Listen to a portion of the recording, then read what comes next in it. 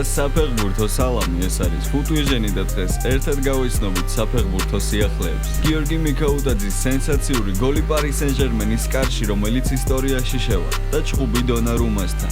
ჩაკვეტაძე მანჩესტერ იუნაიტედის ლეგენდას ვეინ რუნის პასუხობს. სამი სისულელე ხვიჩა კვარაცხელიაზე. ეს და სხვა მრავალი სიახლე ჩვენს დღევანდელ ვიდეოში. ერთგულ მაყურებელთან თხოვნა მექნება დამიფოსოთ შრომა და ავიყვანოთ ეს ვიდეო 2000 მოწონებაზე. თუ არხზე ახალი ხარ და ჩემ ვიდეოს პირველად უყურებ, გამოიწერე არხი, რადგან სამწუხაროდ 80%-ს ვინც ახლა უყურებთ ამ ვიდეოს და გესმით ჩემი ხმა, არხი გამოწერილი არ გაქვს. გამოვასწოროთ ეს სტატისტიკა. 55000 გამომწერს უახლოვდებით, ამიტომ შენ შეგიძლია დაგვეხმარო და გახდი ამ ყოველფრის ნაწილი. მადლობა შენ, თუ ჩემი ეს ორი პატარა თხოვნა გაითვალისწინე. ახლა კი ფეხბურთს დავუბრუნდეთ. ეგრევე ყველაზე ცხელი სიახლეებით დავიწყოთ. ლიგა 1-ის მე-15 ტურში გიორგი მიქაუტაძის ლიონი სტუმრად ლიგა 1-ის ლიდერს და საფრანგეთის ერთ-ერთ გამორჩეულ კლუბს PSG-ს დაუპირისპირდა და დაძაბულ ბრძოლაში 3-1 დამარცხდა. გიორგი მიქაუტაძე სასტარტო შემადგენლობაში იყო და მოედანზე 65 წუთი გაატარა. ქართველი შემტევი სასტარტოში ალექსანდრ ლაკაზეტის მაგივრად მოგვევლინა და პიერ საჟეს ნდობა გაამართლა კიდეც. მე-40 წუთზე, როდესაც ანგარიში 2-0 იყო, გიორგი მიქაუტაძემ ჯანლუიჯი დონარუმას კარში ბრწყინვალე გოლი გაიტანა, რომელიც დარწმუნებული ვარ ყველას დიდი ხნით დაამახსოვრდება და სხვაობა მინიმუმამდე შეამცირა. გოლის ეპიზოდში მიქაუტაძეს დონარუმასთან მცირე ინციდენტიც მოუვიდა, რის გამოც ყვითელი ბარათი დაიმსახურა.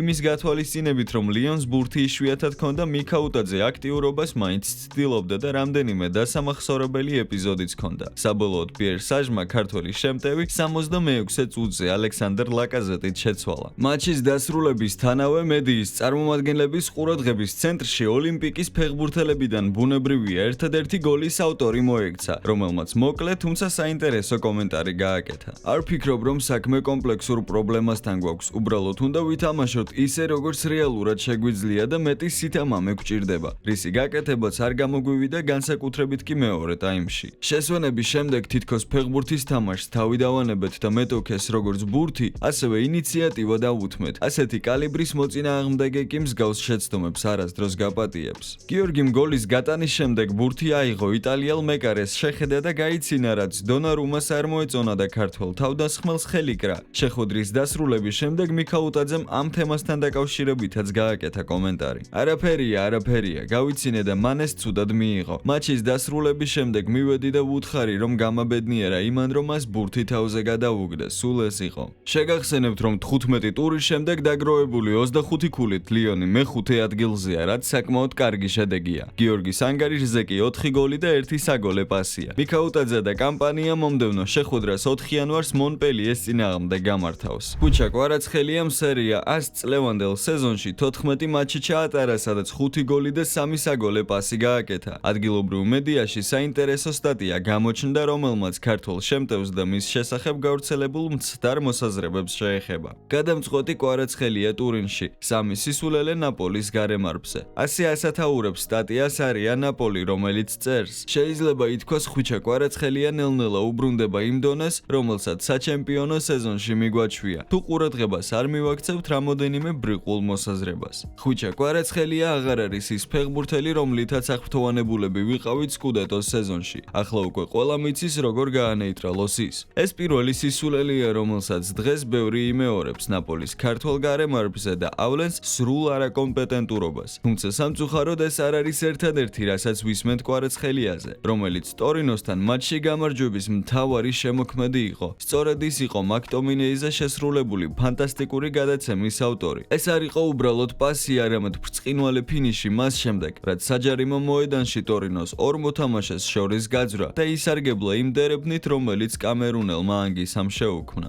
მას ზურგიდან მარიო რუის დახმარება სჭირდება, ის მხოლოდ პორტუგალიელთან იყო თავდაჯერებული. მორიგი სისულელია მარიოს მიმართ დიდი პატივისცემის მიუხედავად, რომელსაც პროფესორად მოიხსენიებენ, მატიას ოლივეირა ძალიან მაღალ დონეზე თამაშობს და არც არაფრით ჩამოუვარდება თავის პორტუგალიელ თანაგუნდელს. და ბოლო იდიოტური მოსაზრება შეეხება საკითხს, რომელიც რა თქმა უნდა აშფოთებს. კვარამიცი საიდან მოდის და რა შეუძლია? ეჭვგარეშეა, რომ კონტრაქტის გახანგრძლივებასთან დაკავშირებული თემა აფიქრებს, მაგრამ როდესაც ის მოედანზეა, მხოლოდ ერთი მიზანი ამოძრავებს: მიაღწიოს წარმატებას და იზრუნოს თავის მომავალზე. თუ კი ცუდად ითამაშებს, ვიღას დააინტერესებს მას თან თანამშრომლობა. კონტრაქტზე კი მისი აგენტი მამუკა ჯუღელი ზრუნავს. წერს ნეაპოლური გვერდი. სერია 100 მორიგ ტურში ნაპოლი უდინეზეს ესტუმრა და 3-1 დამარცხდა. ტრავმირებული ხვიჩა კვარაცხელიას ნაცვლად ძირითად შემადგენლობაში დავიდ ნერეში მოგვევლინა, რომელსაც კარგი მატჩი ჰქონდა და მატჩის შემდგომ გამართულ პრესკონფერენციაზე ანტონიო კონტემ ბრაზილიელის კარგ თამაშს ხაზი გაუსვა. ნერეში უკვე დიდი ხანია ჩვენთან ერთად ვარჯიშობს. ხშირ შემთხვევაში მას კვარას და პოლიტანოს ვამჯობინებდი, მაგრამ შვიდად ვიყავი და ვიცოდი, რომ ის ძლიერი ფეხბურთელია, რომელმაც ბოლო 5 თვეში ფიზიკურად ძალიან მოუმატა. მას შეუძლია როგორც მარჯვენა, ისე მარცხენა ფლანგზე თამაში. ხვიჩას არ ყოფნაში საკუთარი შესაძლებლობების საჩვენებლად მეტის შანსი ექნება. რას წერს ამ ყველაფერზე გაზეტა?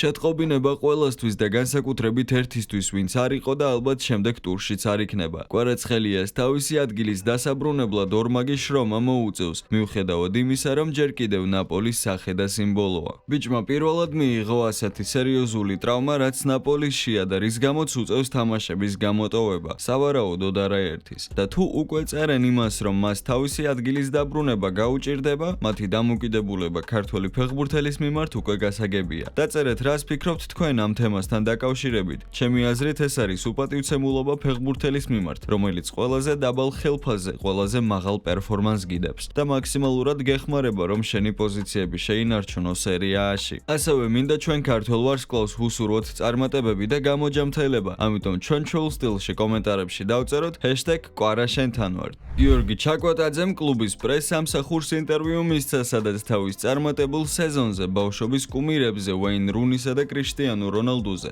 ასევე გასულ ზაფხულს გამართულ ევროპის ჩემპიონატსა და ქართველ გულშემატკივრებზე ისაუბრა. სულ უფრო მეც მუშაობ იმ სათამაშო კომპონენტების დახვეწაზე, რომლებიც ჩემი აზრით გასაუმჯობესებელი მაქვს. ამას დიდ დროს უთმობ და განვიხილავ როგორც მოტივაციას, რათა უფრო სრულფასოვანი, ძლიერი, უნივერსალური და სასარგებლო მოთამაშე ვიყო ჩემი გუნდისთვის. სათამაშო ნომრის ცვლილებაზე. მომწონს ნომერი 8, მაგრამ ის არ იყო თავისუფალი, როდესაც პირველად გავაფორმე კონტრაქტი. შესაბამისად, სხვა ნომრის არჩევა მომიხდა. ზაფხულში, როდესაც დეიკ ლივერმორი წავიდა, ნომერ 8 გათავისუფლდა და მეც კლუბს შეკითხვით მივმართა, შემეძლო თუ არა მისი აღება. თანხმობა მივიღე და ძალიან გამიხარდა, რადგან ძალიან მომწონს ეს ნომერი. რუნის სიტყვებზე. ძალიან მაბედნიერებს და ამაყს მხდის. რუნის ბევრი თამაში მინახავს. ის უდიდესი ფეხბურთელი და ლეგენდა იყო. შესაბამისად, როდესაც ის შენზე ასეთ რაღაცას ამბობს, ბუნებრივია ეს უნდა მიიღო როგორც მოტივაცია. მას თამაშის შემდეგ ვესაუბრე. მითხრა, რომ მოსწონს თამაშის ჩემი სტილი და წარმატებები მისურვა. მასთან საუბრის შემდეგ დავრწმუნდი, რომ ის მოედნის გარეთაც ძალიან კარგი ადამიანი ყოფილა. ბავშვობის კუმირებზე. ვეინ რუნისა და კრიშტიანო რონალდოს თამაშის ყურება სიამოვნებას მანიჭებდა. ისინი დიდი ფეხბურთელები იყვნენ, რომლებმაც მთელ ეპოქაზე იქონიეს გავლენა. მათი თამაშის ყურება არაჩვეულებრივად სასიამოვნო იყო. კრიშტიანოს პირველი ნახვისთანავე მოვიხიბლე მისი თამაშის სტილით, მისი მრავალფეროვანი უნარებით, ტექნიკით, გოლის ალღოთი, საქმისადმი სიყვარულითა და ფეხბურთისადმი დამოკიდებულებით. როდესაც რონალდოს წინააღმდეგ მომიხდა მოედანზე გასვლა, ემოციების მოზღოვება ვიგრძენი,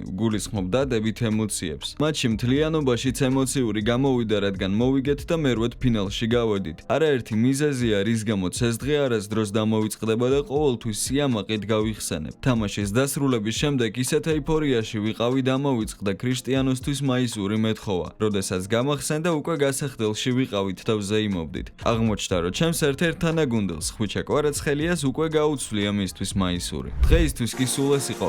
იმედია ეს ვიდეო მოგეწონათ. მე მაქსიმალურად ვეცადე, რომ ყველაზე საინტერესო ინფორმაციები მომეძია თქვენთვის და მომეყოლა ასევე საინტერესოდ. თუ არ დაგეზარებათ და ვიდეოს მოიწონებთ, მადლობელი დაგრჩებით, რადგან არხსამით ძალიან დაეხმარებით. მომავალ შეხვედრამდე და აბა, წარმატებები.